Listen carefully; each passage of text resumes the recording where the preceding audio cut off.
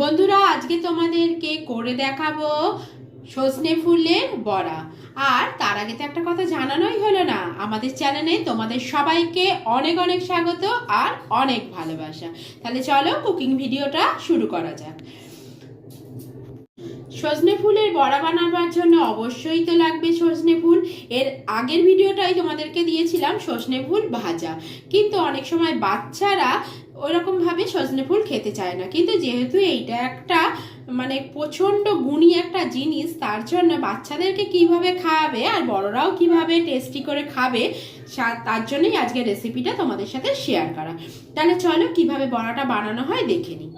এখানে আমি প্রায় 150 গ্রামের মতো সজনে ফুল নিয়ে নিয়েছি আর সেটাকে খুব ভালো করে ধুয়ে নিয়েছি। তাহলে এটা একটা বড় পাত্রের মধ্যে ঢেলে নিই।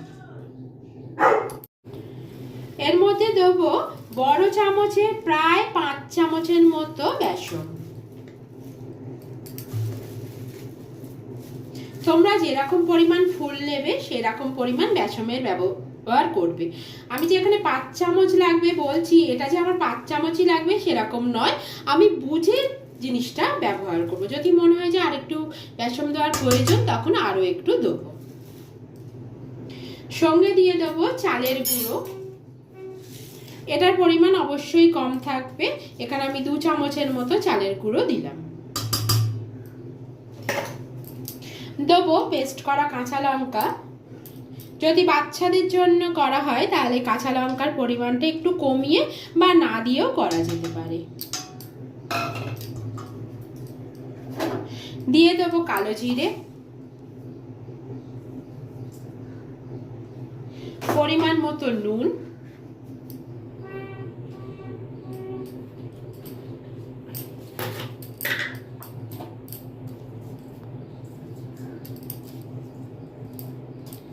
নিজেদের স্বাদ মতো নুন ব্যবহার করবে। আর দিয়ে দেবো সামান্য পরিমাণ চিনি।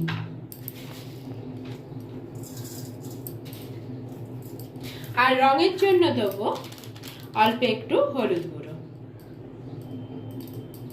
সমস্ত জিনিস আমার দেওয়া হয়ে গেছে, এবার খুব ভালো করে মেখে নেব।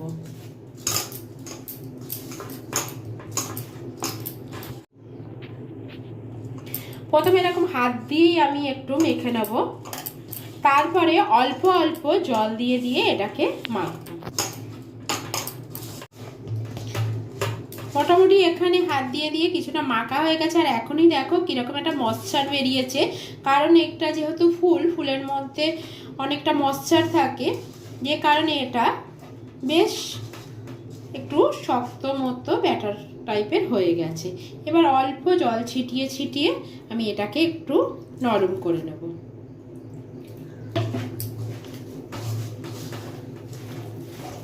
এটা তোমরা চামচ দিয়েও মাখতে পারো, তবে হাত দিয়ে করলে এটা অনেক ভালোভাবে মাখা যায়। এখানে ব্যাটারটা আমার তৈরি করা হয়ে গেছে, আর আমি একটু শক্তর মতো করেই করেছি যাতে হাত দিয়ে এরকম করে দিতে সুবিধা হয়। তার জন্য বেশি পাতলা করলে কিন্তু এটা অসুবিধে হবে, তার জন্য আমি একটু শক্ত শক্ত এভাবেই মেখেছি। পুরোটা আমার মাখা হয়ে গেছে। এবার এটা 10 মিনিটের জন্য আমি রেস্টে রেখে দেবো। 10 থেকে 15 মিনিট হয়ে গেছে, আমি রেস্টে রেখে দিয়েছিলাম। এবার এটা খুলে দেখে নেব।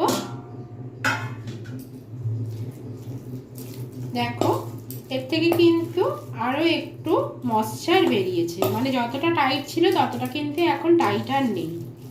এই সময় যদি তোমাদের মনে হয় আরো কিছুটা বেসন অ্যাড করতে হবে, তাহলে কিন্তু এই সময় তোমরা বেসনটা অ্যাড করতে পারো, যদি দেখো যে জল অনেক বেরিয়েছে।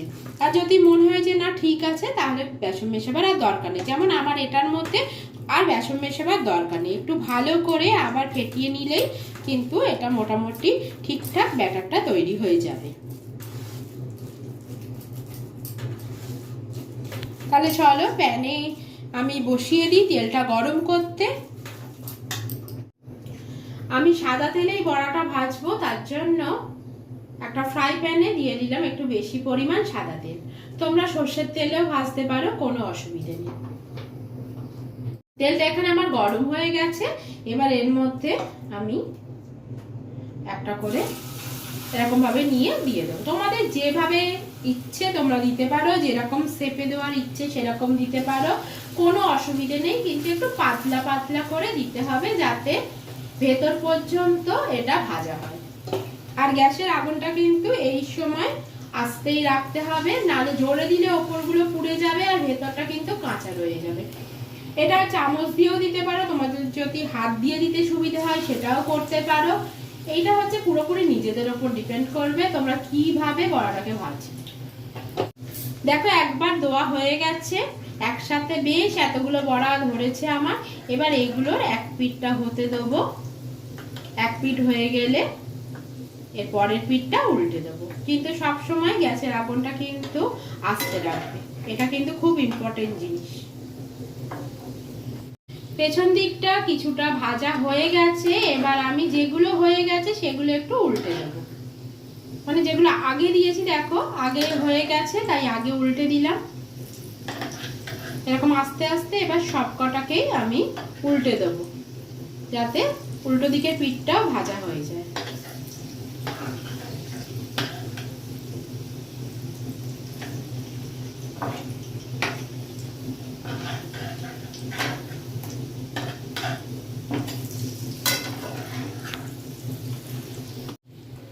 দেখো বন্ধুরা এপিট ওপিট উল্টে উল্টে বড়াগুলো কিন্তু আমার বেশ ভালো করে ভাজা হয়ে গেছে, দেখেই বুঝতে পারছো বড়াগুলো একদম রেডি। এবার এই লটটাকে আমি তুলে নেব।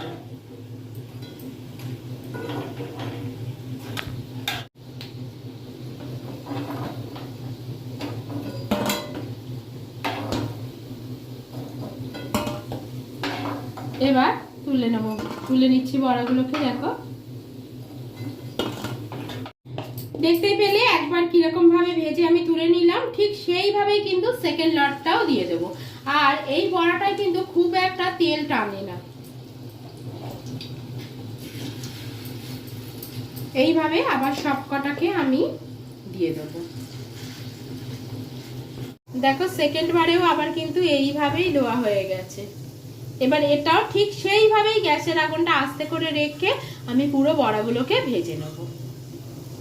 দেখো সেকেন্ড লটটাও কিন্তু ভাজা হয়ে গেছে, এবার এগুলোকেও আমি তুলে নেব। তাহলে দেখতেই পেলে কত সহজে কিন্তু একটা হেলদি রেসিপি পেয়ে গেলে। এইভাবে করে বাচ্চাদেরকেও খাইয়ে দেখো, বাচ্চারাও কিন্তু খুব মজা করে খেয়ে নেবে। কারণ ওদের তো খাওয়াতে গেলে একটু অন্যরকম কিছু ভাবে খাওয়াতে হয়, আর এটা যেহেতু হেলদি জিনিস তার জন্য যেভাবে খাওয়ানো যায় সেভাবেই ট্রাই করা উচিত আমাদের। তোমাদের একটা ভেঙে দেখাচ্ছি যে কতটা মরমরে বা কুড়মুড়ে হয়েছে বড়াগুলো।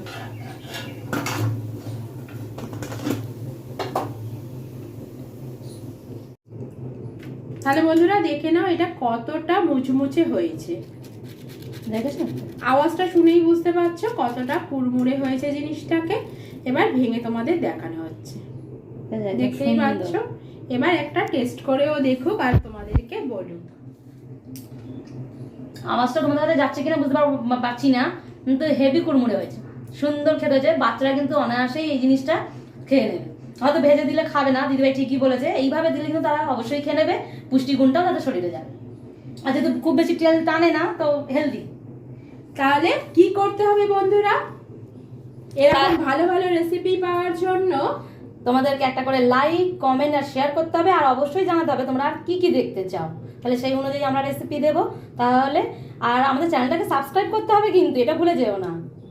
তাহলে দেখা হবে অন্য কোনো ভিডিওর সাথে, এখনকার মতো এখানেই। টাটা টাটা বন্ধুরা।